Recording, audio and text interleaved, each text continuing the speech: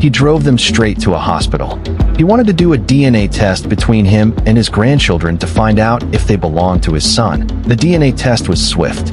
The children, oblivious, complied with the nurse's instructions while Yudinta sat impatiently, drumming his fingers on his walking stick.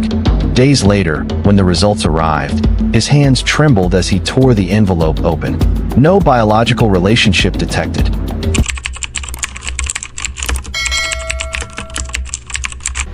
Yudinta had always prided himself on being a man of wisdom, the kind of elder whose words carried weight in family matters.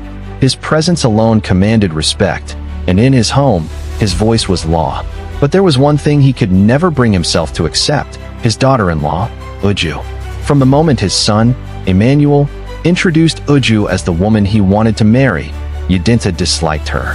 She was outspoken and intelligent, and carried herself with a confidence that unsettled him. He believed a woman should be submissive, humble, and reserved. Uju, in his eyes, was too bold, too opinionated. Over the years, even as she bore him 2 grandchildren, Efani and Kem, he never truly warmed up to her.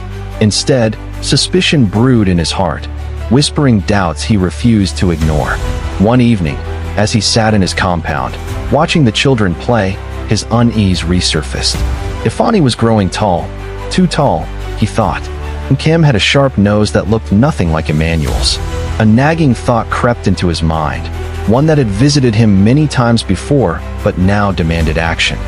The next morning, he devised a plan.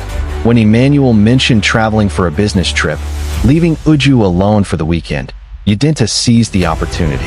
He invited his grandchildren over, promising them a fun stay with their grandfather. Once they were in his house, he made up an excuse to take them out, telling them he had a surprise for them. But instead of a gift shop or a playground, he drove them straight to a hospital.